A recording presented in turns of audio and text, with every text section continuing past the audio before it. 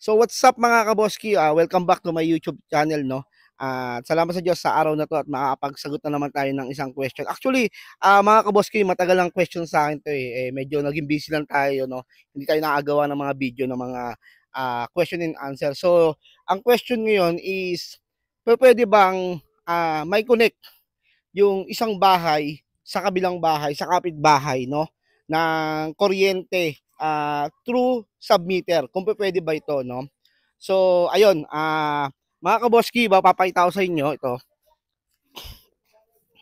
So, kung makikita nyo, yung bahay ng aking biyanan, ito, na-connect yung aking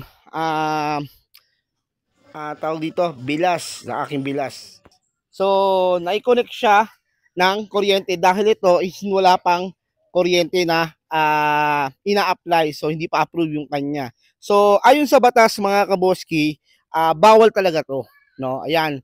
To be honest, so yan sasagutin ko sa inyo, bawal talagang makikonnect ng kuryente sa kapitbahay ayon sa batas. No? Ang batas na ito is, ang tinatawag natin na uh,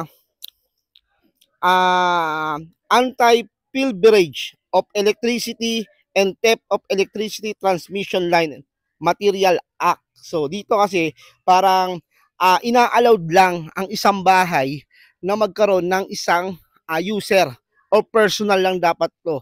So kung ito ay isang registered na bahay, no, siya lang dapat ang pwedeng gumamit ng kuryente. So kahit na kamag-anak nyo pa yan na katabi nyo na bahay, may connect is bawal talaga siya, no? Maliban na lang kung ang isang bahay ay or isang property ay isang o isang lugar, isang property is magko-connect ng dalawang connection. Actually mga kaboski, maaari siya kung ang isang property nyo ay connected sa isa. For example, itong lupa na to and then ang lupa na to ay iisa. So iisang property siya, pwede kang magkaroon ng connection. So dito sa probinsya, dahil hindi pa siya totally na-divide yung mga properties, so ina-allowed pa siya. So as itong kabuoang block na to or kabuoang block to, isa pa lang property to, hindi pa siya na-divide into 6 or into 8 properties. Kaya one property pa siya, kaya pwede ka pang mag-connect. So yon. Tulad ng sinabi ko kanina mga kaboski, no, ang submetering ay pinapayagan lamang kung shared property, no. For example, apartment, townhouse, compound, pinapayagan talaga ang mag-submeterin. At kailangan iparehistro at ideklara ng maayos ito sa utility provider, no.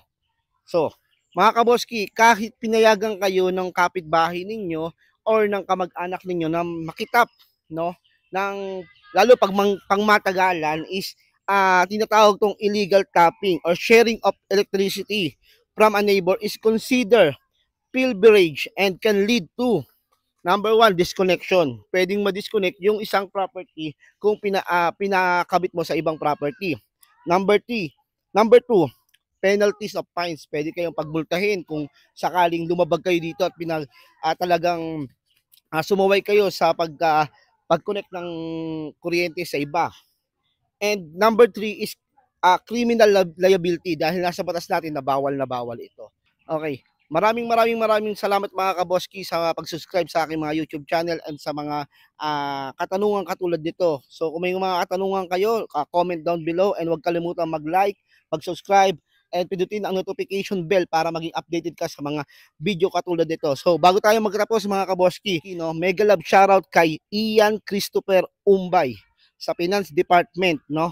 And then kay Jonathan Malari ng QAQC, kay Fritz Sarmiento, and kay Chris Ligaspi, and then sa akin boss kay Sir Engineer John Harold Jacob. Maraming salamat po and see you to my next video. Thank you.